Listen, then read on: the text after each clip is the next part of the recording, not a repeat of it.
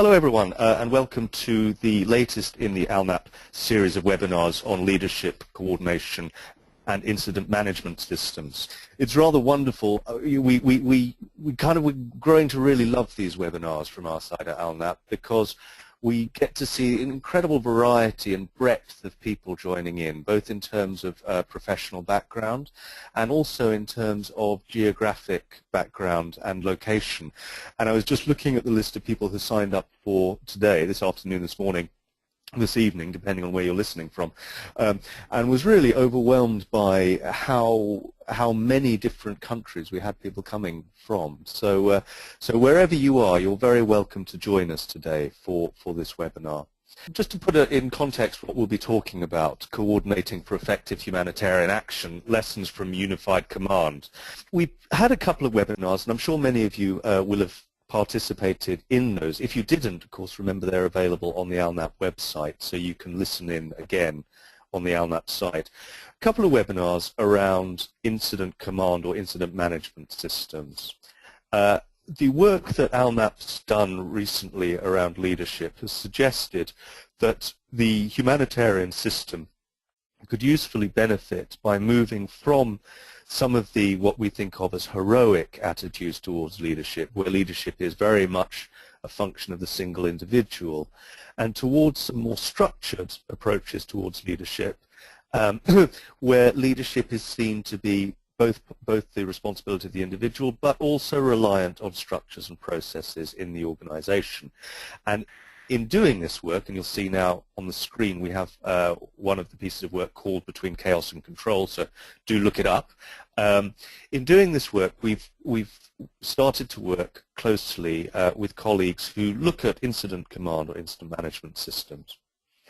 Up until now, though, our interest has been very much what can incident management principles do for leadership and for effective management, emergency management, within a single organization, within a UN organization or an NGO.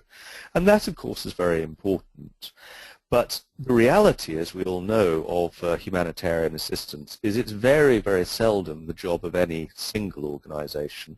What you have is very large numbers of organizations, often fairly different organizations, Red Cross Crescent, NGO, international NGO, national NGO, United Nations, and so on, working together in varying degrees with the government to try and provide an effective response. And so the question is there anything that, whilst we can say that incident management is useful when you've got a single organization, what we wanted to do was kind of look at the degree to which we can take some of these principles and look at the reality of humanitarian systems where you have many organizations working together. And of course, this is not a new question for our colleagues in the incident management world, for our colleagues in fire services, in Coast Guard, in the police, in emergency medicine. Because in many situations, in many emergency responses we'll be aware of, many of these different organizations have to work together as well. So we do have a multi-agency approach in incident management. And so incident management systems have had an opportunity to think about how you get effective response where you have a variety of different organizations with different accountabilities, different organizational objectives, and so on. And it's that experience that we wanted to explore today. I'd suggest there's two reasons why this is important. The first is that there may well be things which our colleagues from the fire service, from forest service, from other services, there may well be things that they have learnt which we could take into the humanitarian coordination system, into, for example, the cluster system, and use to improve that system. So the first question for me, at least, is, how do we bring the learning from incident management into the humanitarian system? And the second is, of course, that increasingly we are working with governments who are using incident management principles. And so the humanitarian clusters and the humanitarian coordination teams will be working in a coordinated way, one hopes, with governments who are using a different logic and a different model of coordination. And so we need to understand that model. So incident management matters to us, and it matters because we can learn lessons from it, and also because we wish to be able to work with it. And with that in mind, I'd like to introduce the two speakers that we have today who are going to share some thoughts and experiences on this. Here we have the pictures. I'm the ugly one on the right-hand side. That's the chair. And then we have, working from the left, Arnold Howitt. Now, you'll recognize those of you who've participated previously, because both Arne and Joe, we're very glad to welcome them back. They were speakers in the first webinar we had on Incident Command, and they were gracious enough to come back for another one. So Arne is the Executive Director of the Roy and Leela Ash Center for Democratic Governance and Innovation at the Harvard Kennedy School. He's got responsibility for executive education and research. He also co-directs the program on crisis leadership, which is jointly sponsored by the Ash Center and the Taubman Center for State and Local Government. Dr. Howitt works extensively in executive education for senior officials and chairs or co-chairs leadership in crises, leadership for new state health directors, and he co-founded the Crisis Leadership for Higher Education and the National Preparedness Leadership Initiative in the US. All of this, thought leadership and teaching around leadership is based on a very solid research background. Dr. Howitt's research focuses on public management and intergovernmental policy implementation, and particularly, no surprises, on emergency preparedness and disaster management, in which he has a long list of publications. So I'm delighted to welcome Arne again back to this webinar. And he's joined by Joe Pfeiffer, who is the Chief of Counterterrorism and Emergency Preparedness for the New York Fire Department, the FDNY. Joe's commanded some of the largest fires and emergencies in the department's history. He was the first chief at the World Trade Center attack on the morning of September 11, 2001. And he now directs the FDNY Center for Terrorism and Disaster Preparedness, which was founded after and partially as a result of the terrible events on 9/11. Since then, Joe has assessed the department's 9/11 response, identified new budget and policy priorities, helped overhaul management practices, created partnerships to supplement the department, which of course is very important when we come to thinking about this unified command, and shaped new approaches and strategies to thinking about emergency response in New York and beyond. Joe is also a program affiliate and visiting fellow on the program on crisis leadership at the Harvard Kennedy School, where he works with Arne, and he's presented in several of the program's flagship executive education programs. Now, I'm reliably informed that the very high quality work that HKS does normally is fairly expensive to access through executive education, but today, at no cost, we have Arne and Joe giving their time to tell us a little bit more about this. So we're extremely grateful to you both for being here, and with no more ado, I will hand over to Arne and Joe.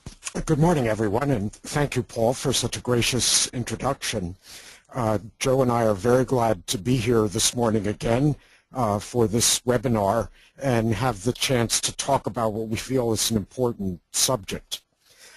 As Paul mentioned, our last webinar focused on the use of incident command or incident management systems within a single organization, helping that organization respond to very urgent events that may have had very little warning and coordinating significant numbers of players who need to respond.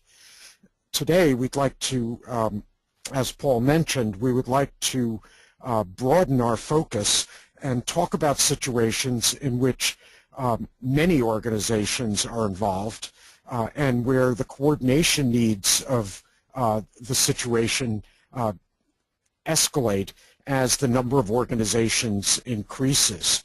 We see at least 3 dimensions of coordination that are quite important in dealing this. One is actually at the disaster site itself, in a relatively, initially in a relatively contained area where we might think about it as a single disaster site, but where in a humanitarian response, many organizations may stream to the location, and the ability to absorb these people, coordinate their efforts, can be very challenging. But there's a strong need to do that. We don't want to duplicate work that one organization is already doing. We don't want organizations to interfere with each other or even endanger the lives of responders or some of the survivors of the disaster. And the need to make use of the scarce resources that there are for relief and response, to use those efficiently and effectively, is very strong.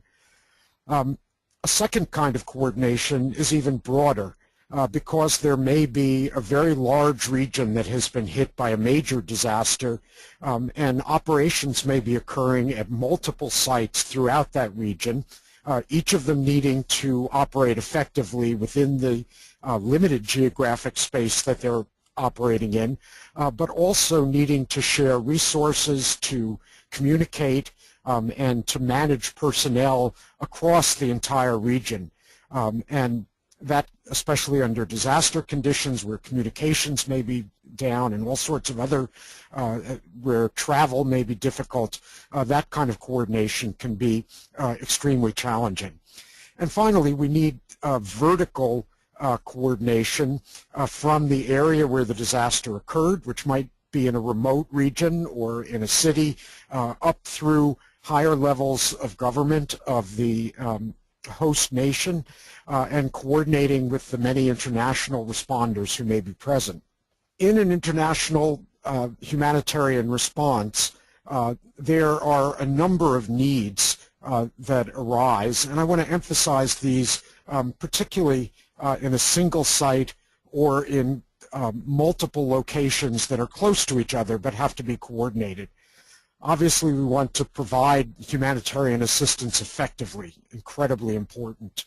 But it's also very likely that the response is going to grow or scale up from the bottom up as the disaster intensifies, if it's a long-lived disaster, or as many more responders arrive to deal with the situation that has occurred.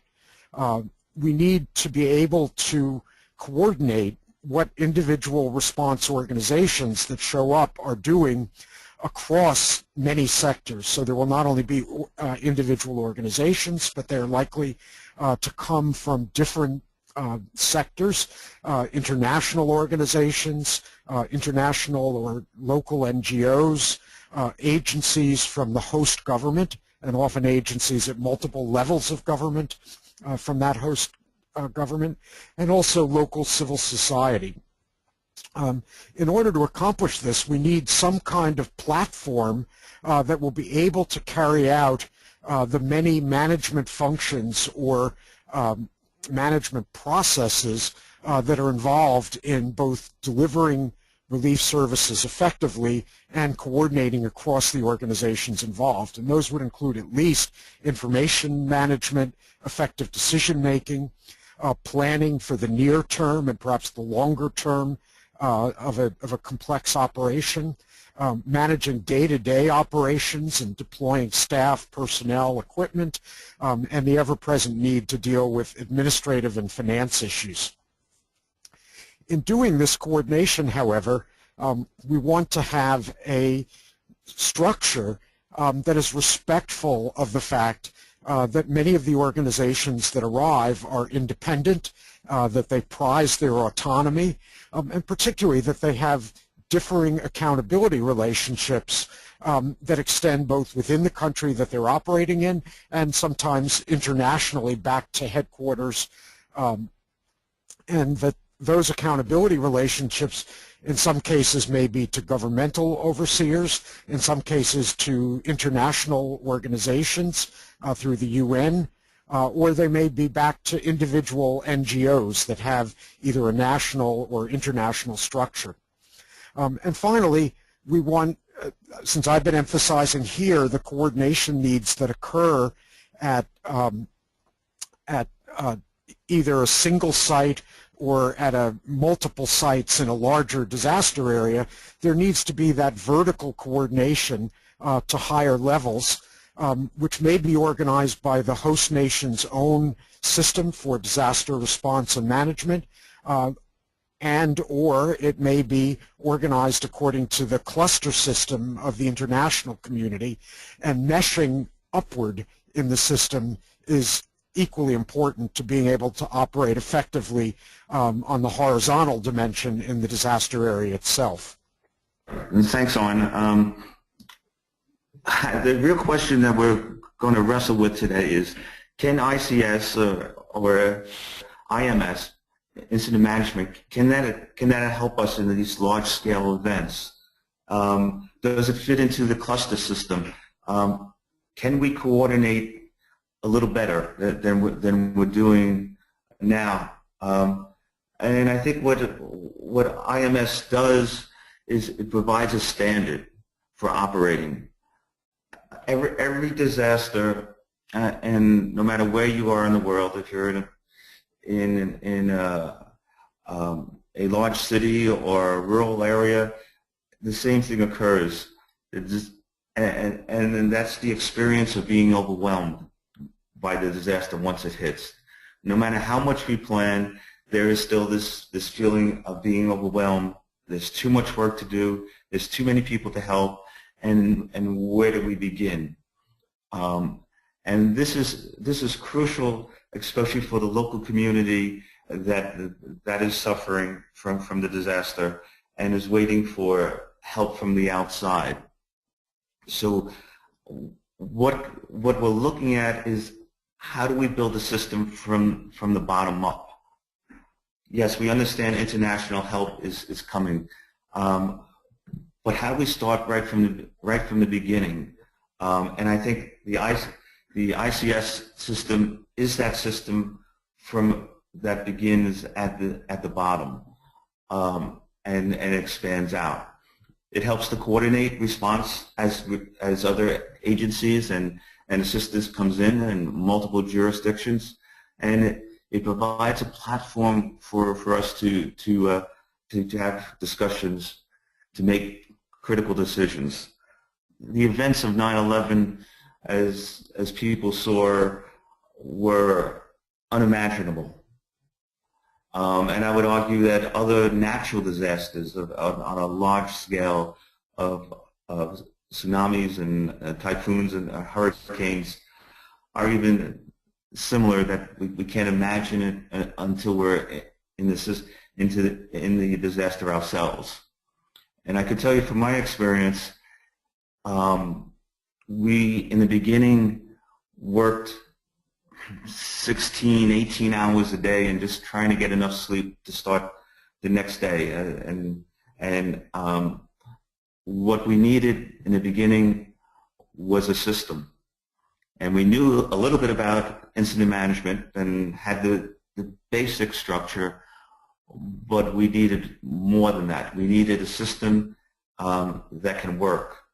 And what we did, we brought in an incident management team, a group of people that were experts on the management system. And they were able to help put a structure together for us that we could operate in. And I think what we're talking about today is, how does the incident management system and the cluster system build structure for us to move forward? And it's really one of information management and one of planning and resources.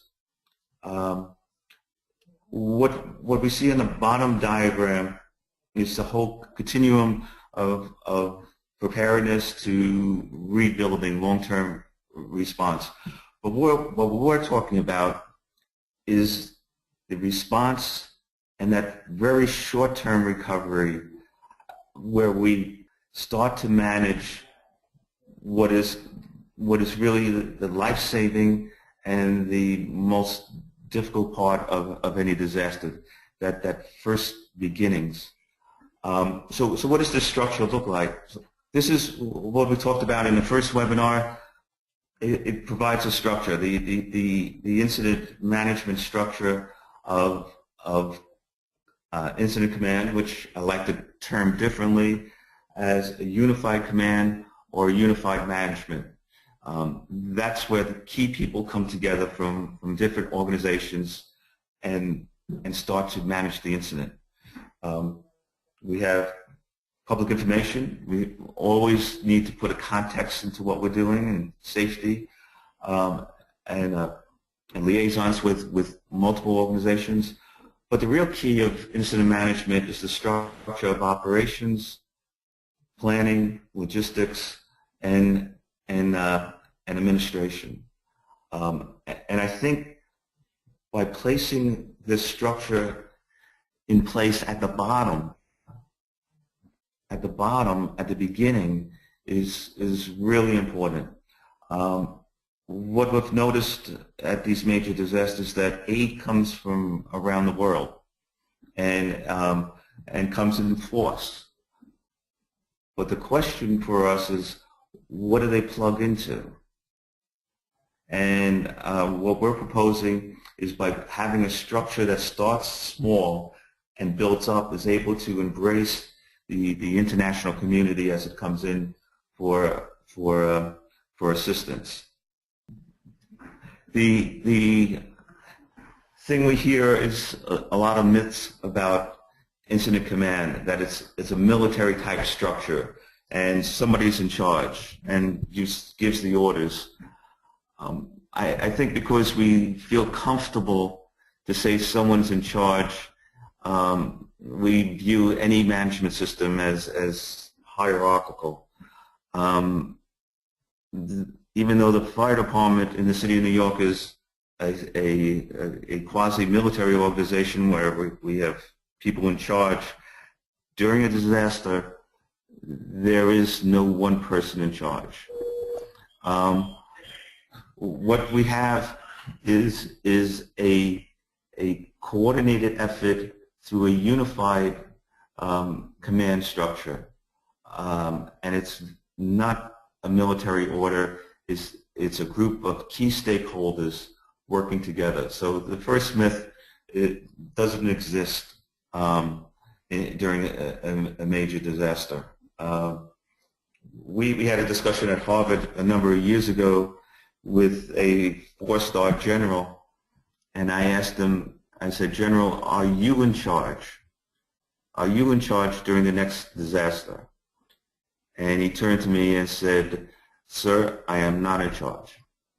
That I don't have the command over every agency that comes in, every public service agency, every NGO. He said, I have the charge over the military, but I can't control everything." And that tells us that we need a system that international assistance can plug into, military can plug into, and the local community can plug into. And that's why we call it a unified effort. It's not a lot of paperwork. Sure, there's forms to fill out, but that's for our benefit. So one of the things the incident command system does, it produces a daily incident action plan, and that simply tells us what took place and what's going to take place. And then, very much like the cluster system, it incorporates a lot of maps, because information is comprehended a lot quicker through a visual. And finally, it's a function-based system that we can easily move and incorporate the cluster system into. And I think as we move forward in our discussion, that's what Arne and I are going to be focusing on, is how do we blend the incident management system and the cluster system into something more than we have now. We'll move to the next slide and start to discuss that blending of the two systems in. And Joe has introduced the question of how well the incident management system might interact with the cluster system. the two systems seem in some ways to be quite incompatible because of two major differences. The first is that the cluster system is organized by substantive functionality, by basic operations that are required in relief to provide shelter or food or medical care. And on the other hand, the incident management system is organized by bureaucratic process or management process, operations or planning or logistics. So do these two things fit together? The second way in which they may seem to be incompatible is that the cluster system begins at the national level when this would be not in the preparation stage, but during actual disaster response, that international resources arrive, are organized at the international level and dispatched and coordinated downward in the system to the site of the disaster. By contrast, the incident command system operates primarily on a bottom-up basis. It scales up and it can incorporate higher level of coordination functions, but it begins at the site of the disaster. So are these two different ways of organizing substantive functions and national top-down basis for the cluster system and management process and bottom-up for IMS? Are these two compatible? And Joe and I would like to argue that, in fact, rather than being antagonistic, in fact, rather than simply being compatible, they actually can create synergies, and by working together in a single system, may well be able to improve our ability to operate in the very complex and demanding environments of international disaster response. Indeed, in the United States, two systems that have some similarities to the cluster system on the one hand and incident management on the other have in fact been joined. Prior to the adoption over the last decade of our national incident management system, the U.S. had a system called the Emergency Support Functions, or ESF function, that has many similarities to the cluster system. It divided up responsibilities by individual relief functions. In the preparatory stage, it assigned those to a lead agency and a group of other agencies that would work on those and get prepared for them. And then in the course of a disaster, relief assets from the federal government were dispatched and managed by those lead agencies. So many similarities, at least to the outline of the cluster system. That system has now been integrated with incident management, and you can see in the diagram at the bottom of this slide the way in which substantive functions can be incorporated into an individual management process in ICS. So if you look at the top of that diagram where it says Operations Section Chief, that person is one of the general management group, one of the leaders of the general management group of IMS, but the sub-organization below can correspond, which is very flexible and can be designed to suit the demands of any particular disaster, whatever that type of disaster requires. The substructure of operations can easily include search and rescue, it can include medical aid, it can include shelter and feeding. And if this were this diagram refers to the U.S. system, but if it were adapted to the international system of clusters, that cluster structure could be built in to the IMS structure as a substructure of the overall system. To do this is not an easy task and not one that can be accomplished in overnight, certainly, or even in a year or two. The international community has taken something approaching a decade to begin to effectively diffuse the ideas of the cluster system, to build those capabilities in many countries. There still is plenty of work to be done in that regard. In the United States, our system, the National Incident Management System, has been used in a number of areas, particularly in wildland firefighting, for more than 4 decades at this point. But the effort to diffuse it throughout the emergency response disciplines in the United States is now beginning its 2nd decade and still is only partially implemented. So the process that Joe and I are advocating and that ALNAP and others in the international community are interested in is likely to be a long-term project as we try to accommodate organizations that have very different missions, goals, and accountability relationships. In some cases, perhaps with low willingness to adjust their operations to suit a system that would be adopted across the board by response organizations. And then there would be a long process of training people and developing familiarity, both in individual response organizations, say international NGOs or UN organizations, and diffusing that out across the world to the many locations in which this expertise would be needed in order to respond to disasters. On the other hand, I think the need, as demonstrated repeatedly in the large-scale disasters that we've faced in this century, starting with perhaps with the Indian Ocean tsunami, and many other disasters that have the international community has responded to, up to and including Typhoon Haiyan in the Philippines about 15 months ago. All of these major disasters have shown us the need for improved coordination systems, and we believe that there is promise in thinking about adapting the incident management system to the cluster system and having those two operate in tandem.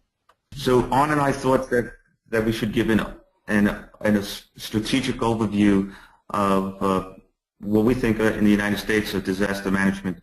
But I would venture to say that most systems look this way, one way or another.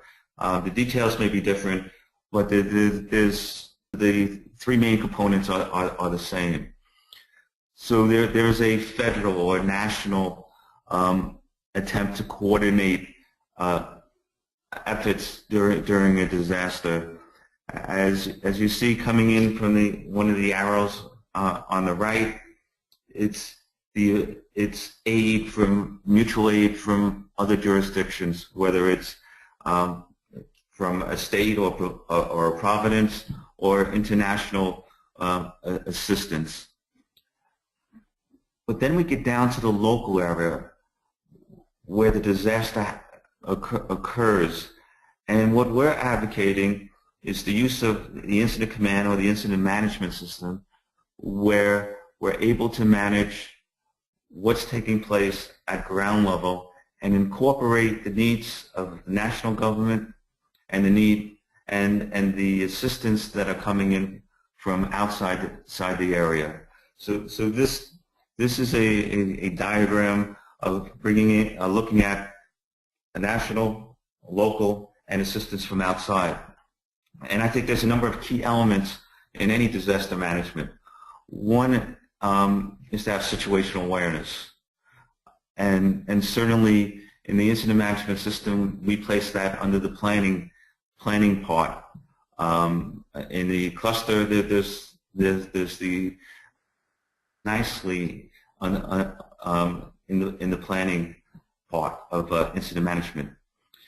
There's defined roles. Who does what? Well, who's doing what? And I think that's important to understand not only an agency's role, but what is everybody else doing, that we don't duplicate services or we leave a section out. The other element that fits in both systems is supply chain management. How do we get supplies, whether it's food and water or medical supplies, how do we manage that? And I think the only way to manage a supply chain is to have a system in place. Otherwise, it's just ad hoc, and whoever has the closest relationship to that supply and that. So when we look at incident management, it's the ability to do two things. One is to organize and define the disaster environment, and the second is to be able to receive help and to organize that locally. All that talking on and I did comes down to this last slide, and it's the one we want to have a discussion with the people that are online.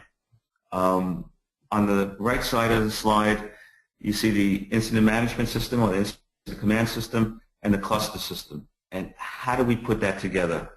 So what An and I thought of just to start our discussion is that triangle you see on the left side of your screen.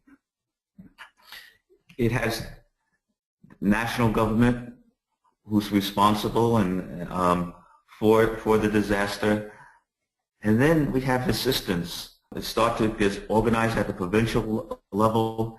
We have international assistance coming in. We have regional assistance coming in. We have assistance from other areas. What you see in the brown boxes is the incident management. And we'll argue, and certainly from my own experience in the United States, and what I've read of other cases around the world, is this is the area that we have the most difficulty with. How do we manage the local incident when we're getting assistance from the outside and we're hearing this great need from the local community? So I believe by merging the command system and the cluster system together, we fill that gap. After Hurricane Sandy, that stretched 1,000 miles across the eastern part of the United States, it was the establishment of incident management systems. So it wasn't just one top-down system, but locally there was incident management systems taking place in different locations, and they were able to receive the assistance from the outside, or the federal assistance, the national assistance in our case. That incident management translates into tactics or functions. So very much the functions of health and security and the supply chain of food and water and shelter. That comes into the actual tactical level.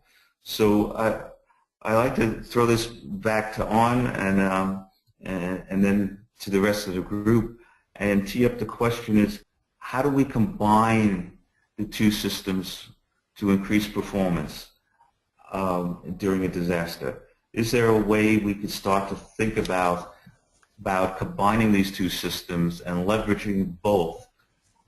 So it's not one system taking over, it's actually using both for humanitarian assistance during a disaster. Thank you both very much, An. Thank you, Joe. We have, for everyone out there, we have, as you know, we did ask for questions to be sent in advance if anyone had any burning questions about this topic. And we've picked up a few of those here, and we're going to throw those at An and Joe in a second. Some of the questions that came in advance, are up on the screen here.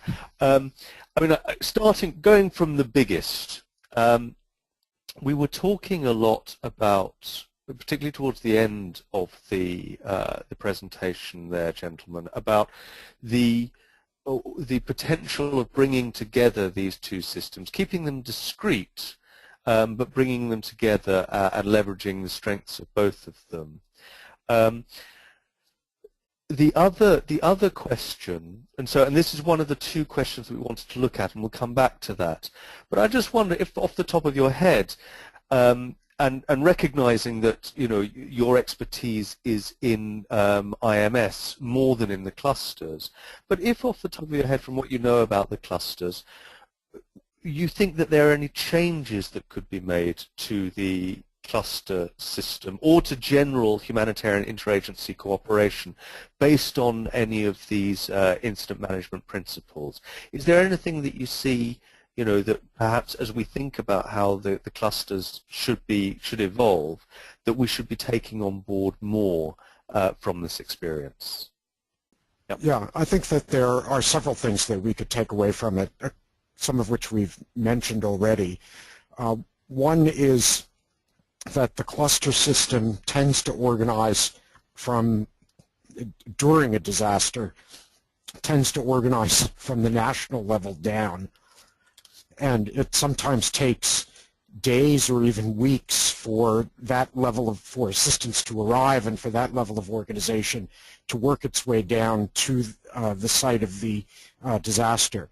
It doesn't mean that aid isn't coming in, but the organization may take a while to take form.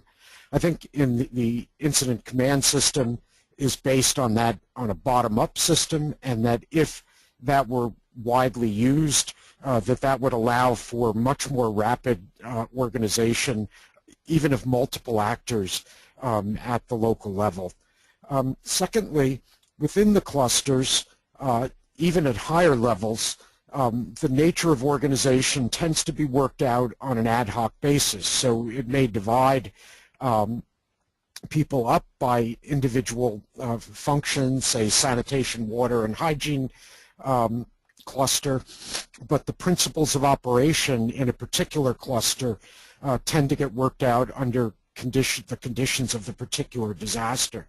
The incident management system, without being totally restrictive and without allowing and certainly not being inflexible, nonetheless gives a structure that people would know coming in if they've been trained and practiced in it, and it would allow for more rapid organization.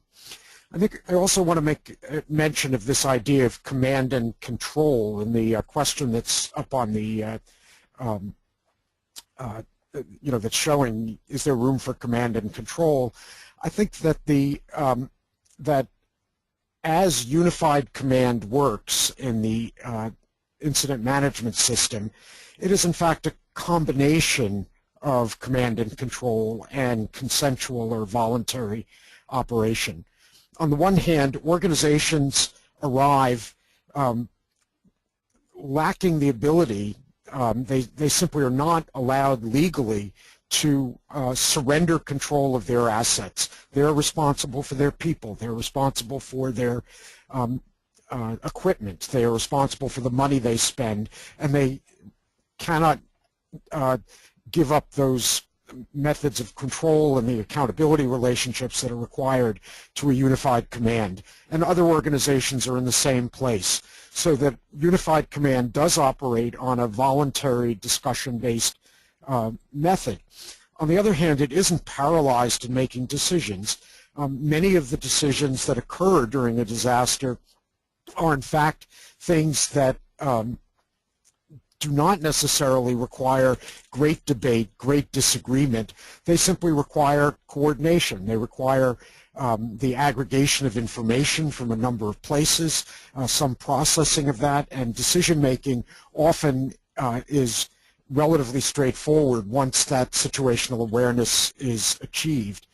Even where it's not, where there may be differences of approach, consensus typically will emerge either from the leadership of an individual who is experienced or from the agreement of many of the people at the table, and there simply has to be a willingness to agree to participate in the group solution.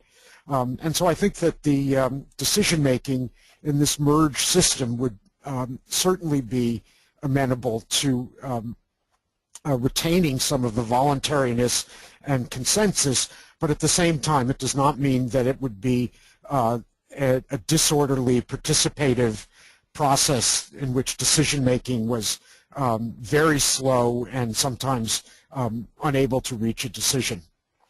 Thank you very much, Arne. I'd like to follow up, Joe, with you actually on what I was just talking about in a second, because I think this is a key area where many of us from the humanitarian side, we find it quite hard to get our heads around the way that coordinated decision-making works in unified command. So I'd like to come back to some of the points you were making just there, if I may, in a second. But before I do, just to underline and just to ask our participants today to imagine, I think two of the things, the 2 points you made there around, elements of incident management into the cluster or into the international system are fascinating.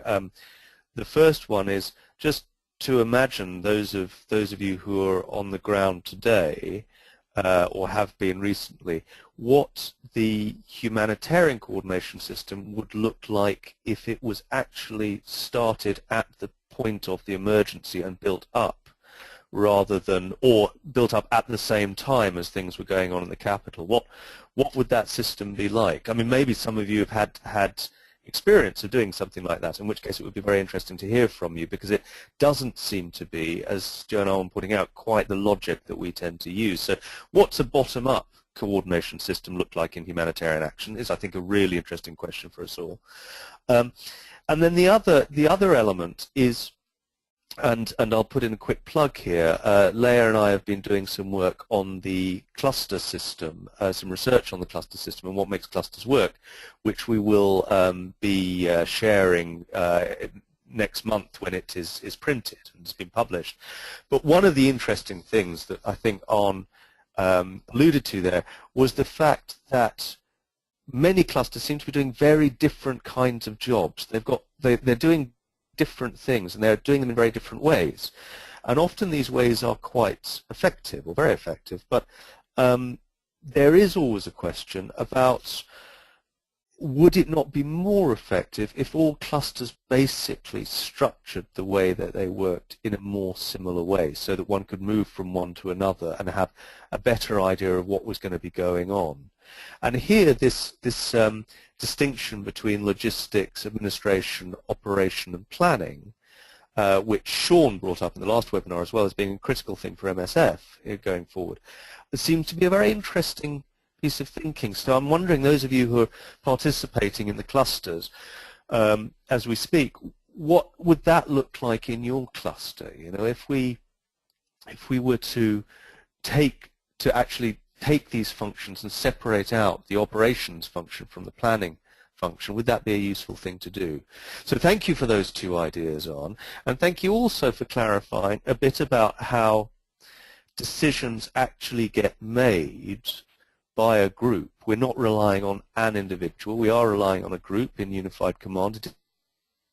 I'd like to ask Joe, to follow up on Arne, on what Arne was talking about, to tell us a little bit more about what does it take to in the room to have a group of people who all care passionately about getting what they want done under really intense pressure, to get those people to agree on a common way of moving forward. In your experience, Joe, because I know you've been here many times, what does it actually take to make that happen?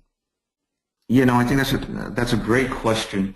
I find that the most difficult thing is operating on your own. So before we get everybody in the room, it's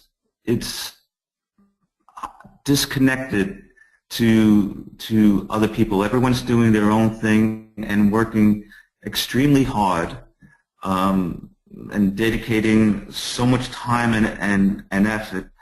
I find that part is most difficult.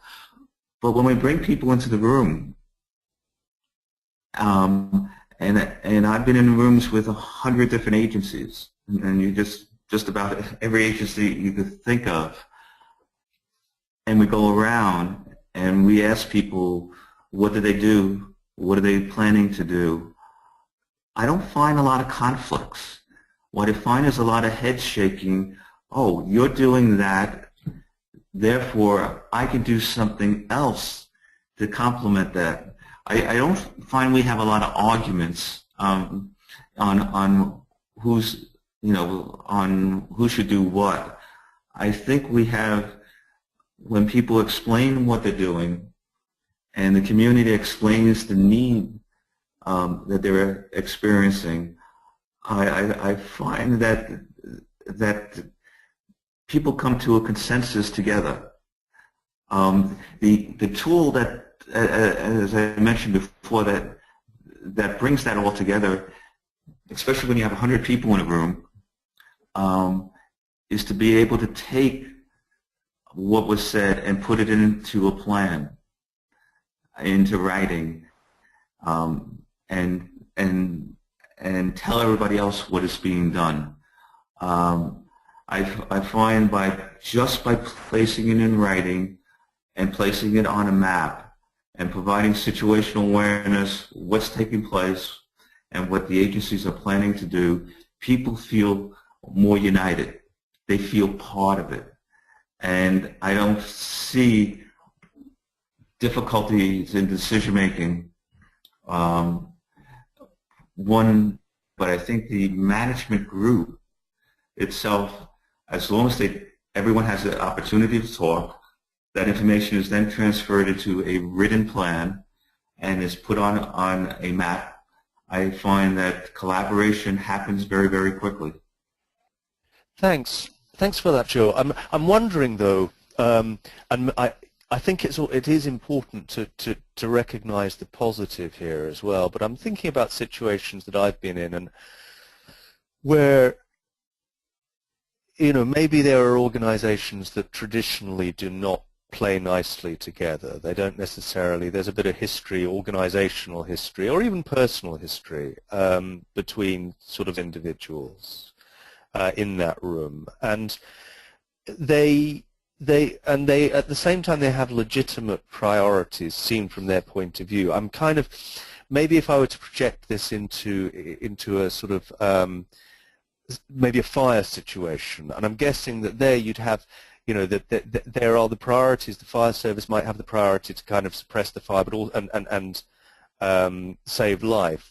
You might also have sort of priorities about other organizations who need to find evidence to determine whether it's arson and so on. And they all want to get their thing done. And maybe, the police want to get people in there for one reason, and that's going to jeopardize other. And how, if really you do you not come to loggerheads about this? Or if you do, what happens then? Certainly there's always conflict between the fire service and law enforcement. They want to get in, as you said, to do their investigation, and there's things that we need to continue to do. But by bringing people together, so we created a rule within New York City that people need to be with people that are in command, so the fire and the police, that have a stake in it. They need to be within arm's distance and voice distance of each other. If people have an opportunity to discuss it, there is this give and take. It may not always be pretty. I'll grant you that, but there is this tendency to not only prioritize, but put in order that things need to be done. You've got to put the fire out before you investigate. And I know you want to get in there, but you're not going anywhere until the fire is out. You physically can't go in there. So I think that the secret is having people responsible for each other. If they're in a room and they're just advocating for themselves, which I've seen too often, you get this separation. But if you make those key groups responsible for the whole action, then things change. So for example, if the fire chief and the police chief are now responsible for the collective action, that's different. So if the police does something wrong, I'm responsible for that as well as whether the fire does something wrong. So if we build a sense of team and we build this sense of jointness, that changes it. If I'm just worried about advocating for the fire department, then I could fight on anything and we could debate all night long. But if I'm responsible for both, because we're part of a unified command or unified management, that changes the table. So to answer your question, it's putting the accountability back to that key management group to manage the entire local incident and not just that small portion of it. That's very interesting, thank you. And I'd just like to identify one other thing that you brought up a little earlier, and again here, which Leah and I discovered when we were talking to cluster members, is this prime importance of creating this situational awareness, I think you termed it, this big picture of what's going on that everyone fits into, and that exercise seems to be very important for kind of putting everybody onto the map and allowing a much heightened level of collaboration. So I think that's that's an interesting area for us to consider as well, the power of kind of information management, the creation of situational awareness. We've got a question here, a comment and a question. Just share a comment. This is from Terry, who's with the US Coast Guard, and he just wanted to underline the fact that the different components of the incident command system, so the planning and the logistics administration, whilst they're all there on the organogram, what they're really all there to do is they are there, Terry's saying, in support of operations. And that's something that we need to bear in mind, because of course it's the operations for humanitarian organizations in the delivery of aid or support of vulnerable or crisis-affected communities. It's the operations that count. So I thank you, Terry, for pointing that out. And then we've got a good few questions coming in here. I'm just going to pick this one up first about the clusters. The clusters will have new actors joining all the time, people coming in, particularly, I suppose, fairly early in the response. You'll have lots of people. You talked about 100 people just then, Joe, but you'll have lots of people coming in, and a sort of constant state of flux as new people come in and as people are individuals representing organizations are replaced by new individuals and so on. And how, do you have thoughts on how you deal with these numbers and with this, first of all, what's the right number? Who should be in the room?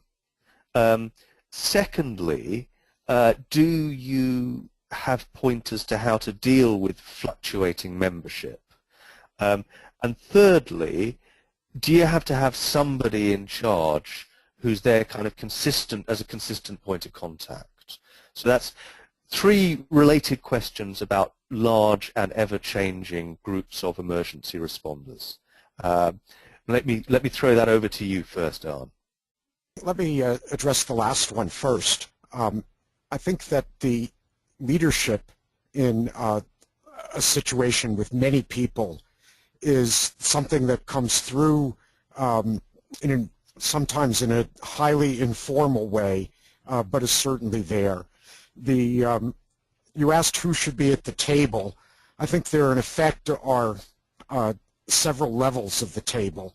At one level are the major organizations that are supplying the bulk of the people and the resources that are being deployed in a particular location.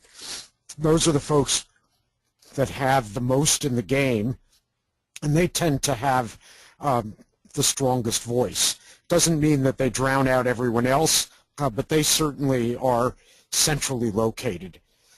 Secondly, in some situations, the leadership devolves to a person who has substantial experience, who represents a large organization, who is perhaps has strong local knowledge, so they understand the context as well as the basic operations, and that leadership emerges as the operation gets organized. In very large disasters that last for extended periods of time, weeks or months, in the United States, we have developed a system of leadership teams that bring perhaps 40 people who have substantial experience, who become a leadership group for the overall response. These teams are on call. They have the individuals in them have other jobs, but when a major disaster occurs, they assemble. They're experienced in working together. They're experienced in these kinds of disasters. There are people work their way up to increasing responsibility in these settings. So a level 1 team would be very seasoned, very experienced, and there would be groups that would be used for smaller disasters that, even though experienced, would not have the level of experience of these teams. And typically these teams, say in the wildland fire service that fight forest fires, they would come in for 2 weeks. They would work 12-hour shifts, so the team would be divided in two, and they would switch for a different shift. They would work very intensively for a couple of weeks, and then they would have a day that they would overlap with the next team, and they would pass responsibility on to that team, which would then be in charge for 2 weeks. So I think that depending on the scale and the duration of the emergency that the international system is responding to, leadership is going to be different. And as the circumstances of the disaster evolve from the first day or two into the first week and perhaps into a longer period of weeks or months, the nature of that leadership may also evolve and will probably become more structured as time goes by. One last thing to say in response to the first part of your question. I think that it's extremely important to recognize that prior preparation, prior experience and training in incident management is crucial to having the system work during a disaster.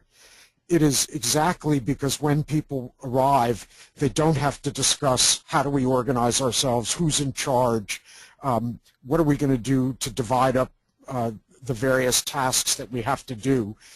Those things are shaped by the system. They may get adapted a little bit, but the basics are in place, and when people arrive, they're familiar with those, they're ready to do them, and they don't have to spend a lot of time deciding what to do in a particular, how to organize in a particular setting, or at worst arguing among themselves about what the right principles of organization are.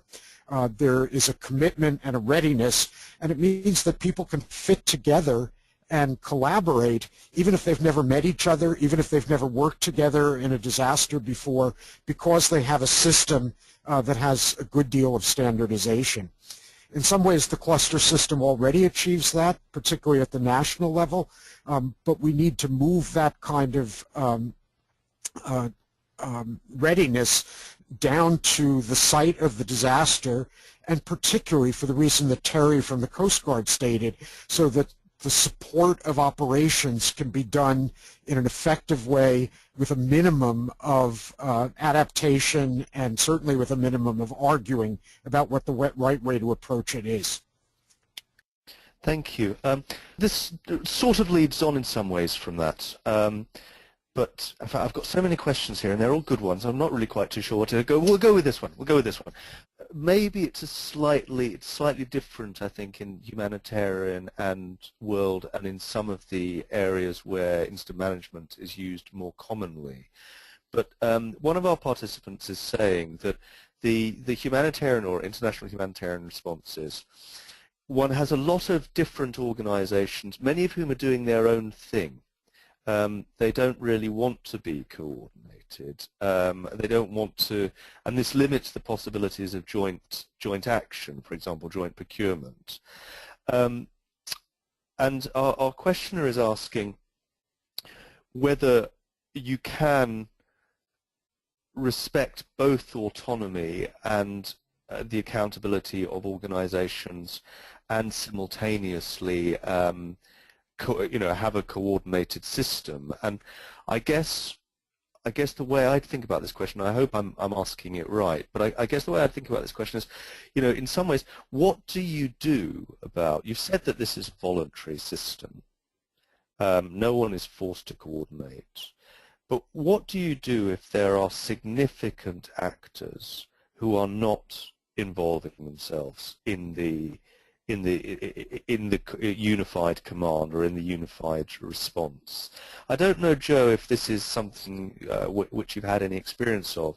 I guess in the States, probably most of the actors actually either want to or have to be part of that system. But do you have any sort of situations where you've got quite important players who just don't want to take part? And if so, what happens then? Yeah, I think that's a great question of balance. Certainly, different agencies that come in or different groups that come in, they come in and they're able to look at the situation different. Every disaster is a novel event. We say with fire, there's no two fires alike. No two disasters are alike. They have similarities, but they're never the same. So we want different groups to come in from a different perspective, and we don't want to limit their ability to see things differently, and to be innovative. If we have a very strict system that follows a military-like rule, then there is no innovation that takes place. Even the military would argue in their system there's enough flexibility for people to be innovative. But at the same time, they can't operate totally by themselves. What happens is they become frustrated too. So when we talk about coordination, we talk about providing them with stuff they need. So if a group comes in, they want to do good work, whether helping to rebuild or putting up shelters or whatever, or distributing clothing or whatever it may be, if we get them as they're coming in and provide them with information, then that starts to break down the barriers. That we don't want to control them, we want to provide them with information and to tell others how to get a hold of them. So their mission is to do something, but if nobody knows about it, they're going to be just as frustrated. So by providing a structure allows them to plug in. So we need to invite them in by providing them with the information that they need. I think too often when we bring groups together, we think of just the top running it, leadership or command running it. Well, with the incident management system, the one that runs the planning meetings is not the incident commander. It's the planning section chief. So we don't go right to the top. The planning is that we're coming together, finding out what everybody else is doing, and then setting an agenda to move forward. So even with the incident command system, the person that interacts mostly with the groups is the planning section, that we're able to capture what people are doing. But I think there's a benefit to having people come in and to be innovative and not to constrain that, but at the same time to allow them to plug into a system that they can receive information and provide information into. That's great, thank you. And I mean, one way I'm hearing that, and this is also a shameless link to the next question, but one way I'm hearing that, which again came out in the cluster work that we were looking at, is that really any organization as a fairly, and individuals representing that organization are going to be weighing up the costs and benefits. You know, there are obviously costs involved in terms of autonomy and in terms of time and other stuff. And it sounds, if I understand correctly, what you're saying here, Joe, is that it's important to make the case for the benefits to these organizations early, and to demonstrate what the benefits of being involved in a coordination mechanism like this are, so that the organization perceives that they outweigh the costs and they don't end up being, you know, they're going to be frustrated too, as you said. And so to prevent that frustration, I think that's very interesting. And it leads me on to a broader consideration, and I know it's something that we'd all discussed previously. Several questioners, several participants have asked about the costs and benefits of IMS and of these systems, and whether there's been any cost-benefit analysis done. Now, I don't know whether this was in the minds of participants who put these questions in, but I would guess that this might be partly because there is a sense in some areas of humanitarian action that maybe with the clusters we're trying to do too much coordination, and maybe that important resources are going to coordination that should be just going squarely to operations. So I wonder if, you know, one, you know of any cost-benefit analysis, and two, your broader thoughts about the cost-benefit of using these coordination systems. Joe, I know you had some thoughts on this, so maybe I'll go straight back to you first, and then ask you for any other thoughts you have. I don't know of any particular studies on a cost-benefit analysis. I know from my own experience, personal experience with disasters, that the benefits outweighed any of the particular costs. We just had in New York City a gas explosion that collapsed 3 buildings and killed 2 people, and hundreds are homeless.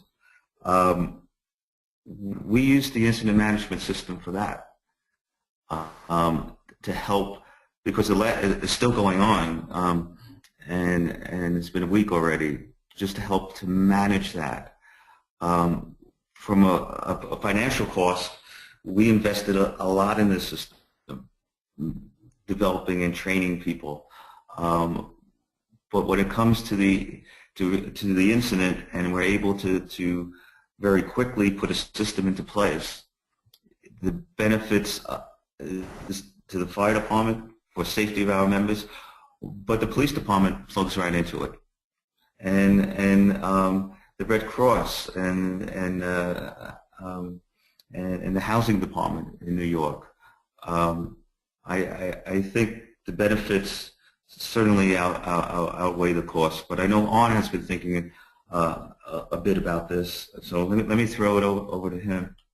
Thank you, Joe.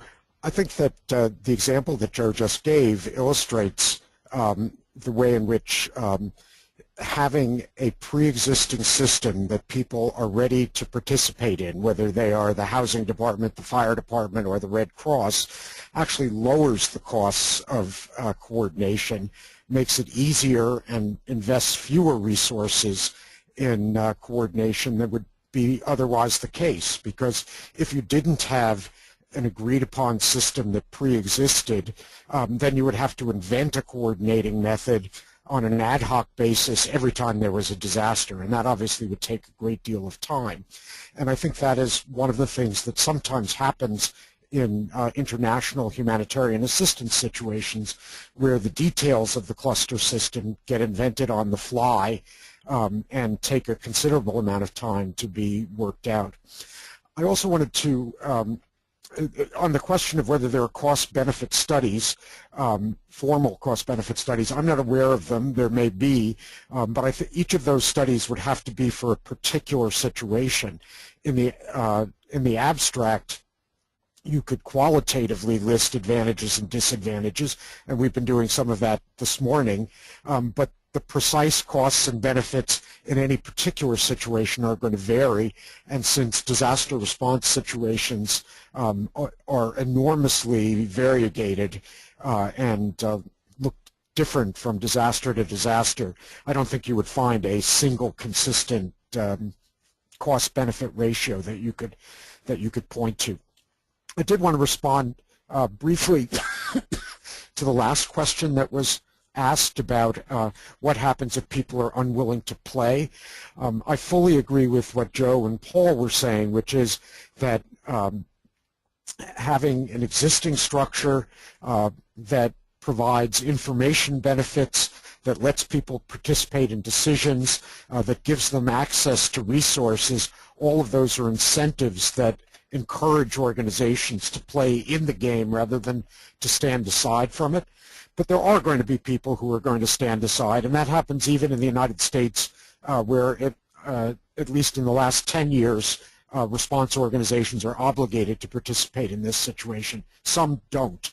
I think the real issue is, what is the alternative? It's much better to have, if there are 100 in a major disaster, if there are 100 organizations engaged and 87 of them participate in a coordinated, unified command and 13 don't, the system is still much better off than it would be if there were 100 organizations, no system, and everybody was doing their own thing. Even if organizations decide not to play, the overall disaster response is going to be much better off if there is an agreed-upon system of coordination that most of the players, and hopefully most of the major players, do agree to participate in. Thank you. And actually, that speaks to a comment that someone's just brought up, because one of our participants is noting that in current crises like Syria, Yemen, Somalia, we have actors who don't want to be coordinated and who also disagree with the broad goals of the response effort. And so I think, that underlines what you're just saying there, on that, you're not, probably we need to be careful about what our expectations are here, don't we, and not think that this is going to be a way of getting everybody on board, but rather that for those people who do see the benefit, and there are very significant benefits, then how do we work with them, because it's better having some than none at all. So I think that's a very important thought to underline. Also, another comment from a colleague who was thinking about the how do you get people, this question about how do you get people in a room to work well together even when they strongly disagree. The comment there is that there are some other elements that we might like to consider. One is the importance of pre-existing relationships. And I think this goes back to the training that you've both been talking about as well, that people will get on better if they know each other, probably, than if they're complete strangers. The importance of a common goal you've brought up, that everybody is working in the same direction towards the same things. The importance of the shared operational picture. Again, and I think that's something that we mentioned before, this sense-making, this big picture of what's going on does seem to have a sort of alchemical ability to get people to work better together. And the importance of information management. So these four things, pre-existing relationships, common goal, shared operational picture, and information management, seem to be ways that you can predispose people to work more effectively together in these unified command systems. And I'd just say that's really interesting, as Leah was pointing out to me a minute ago, because these are four things that we found to be very, very important in successful clusters as well. And if you want to know more about that, do just hang on for 4 to 6 weeks and we'll have a report for you all. Oh look, it's there's a little plug there on the screen about where we'll find that.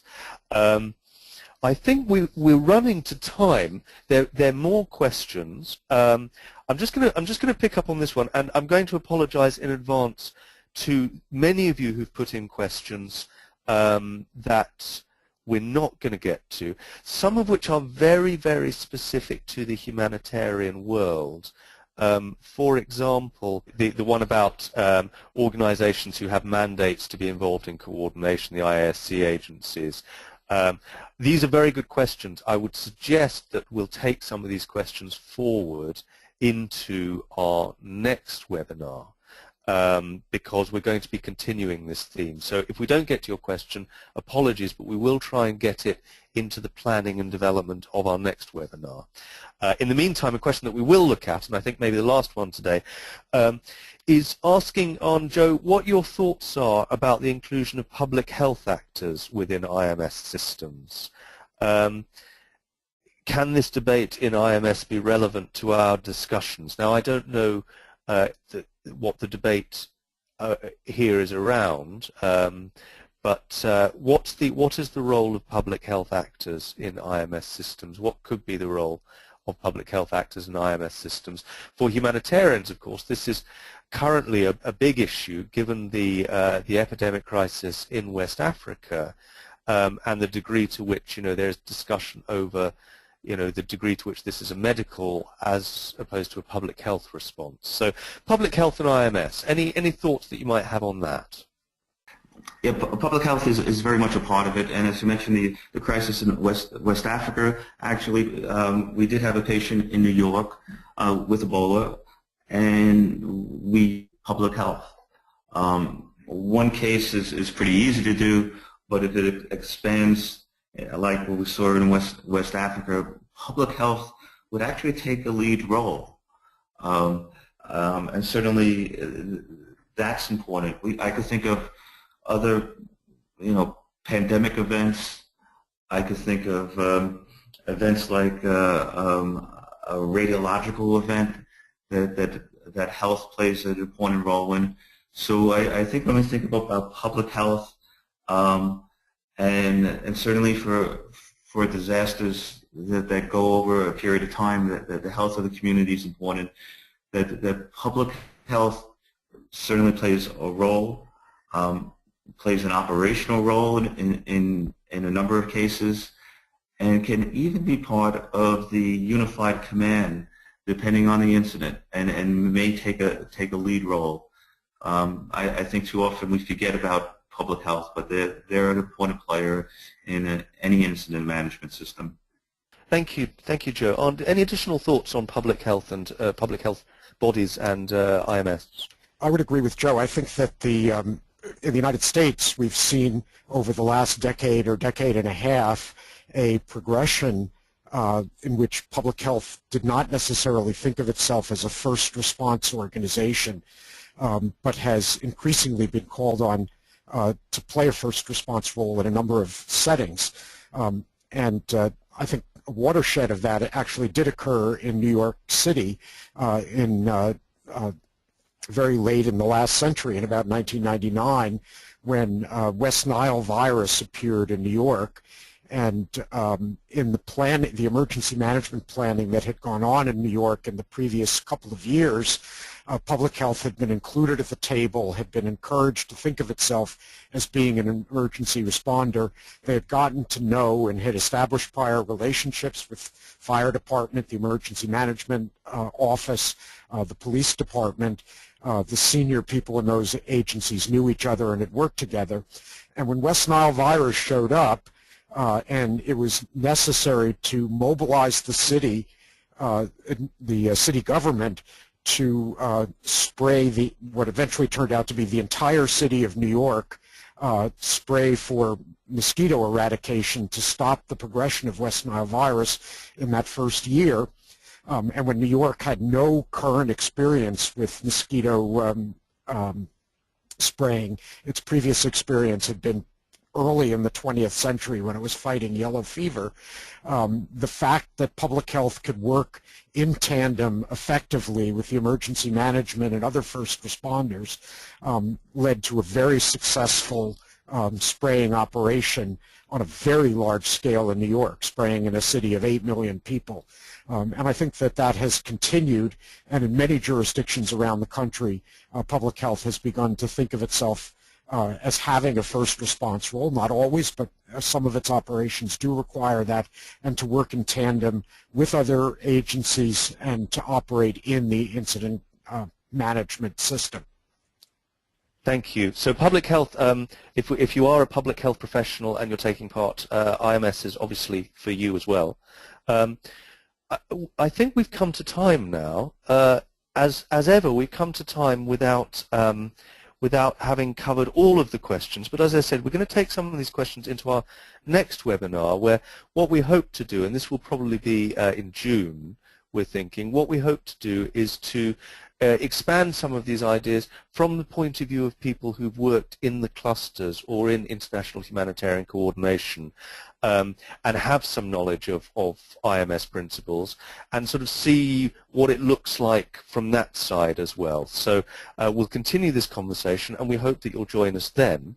In the meantime, you'll see on your screen, we're aware that there is massive, among the people participating in these webinars, there's massive amount of knowledge that we don't always tap. So we wanted to try to do something a little bit different, which was ask you if you have any additional learning, any experience of using incident management principles in the humanitarian response that you could share.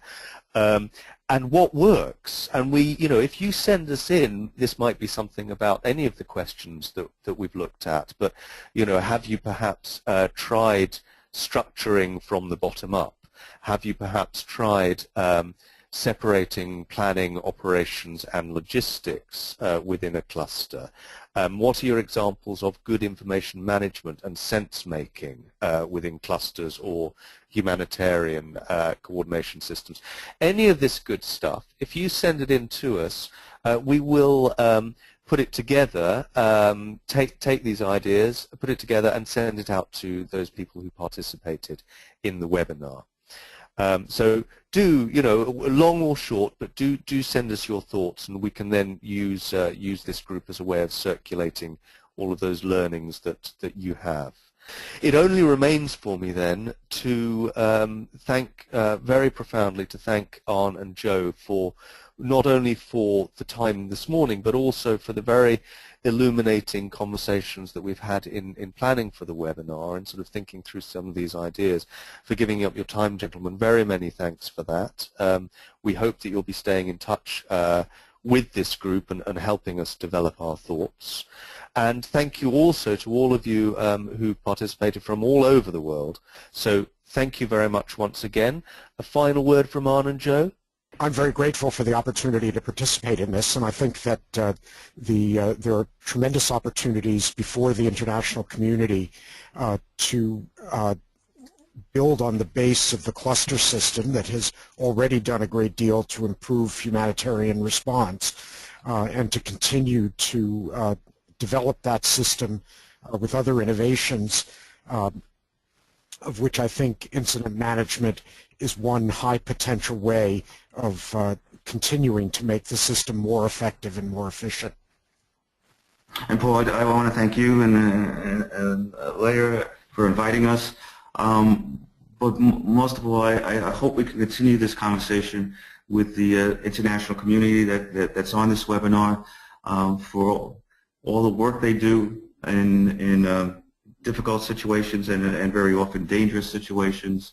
I think what we're doing here, discussing better ways of management and leveraging a number of systems is really important to because there will always be another disaster, and what we're about is really about saving lives and getting people's lives back to normal. So I appreciate everyone on this phone call and the work they do. Indeed, and we'll be coming together again, hopefully in the not too distant future. So thank you both very much. Thank you all very much. From us for now, goodbye.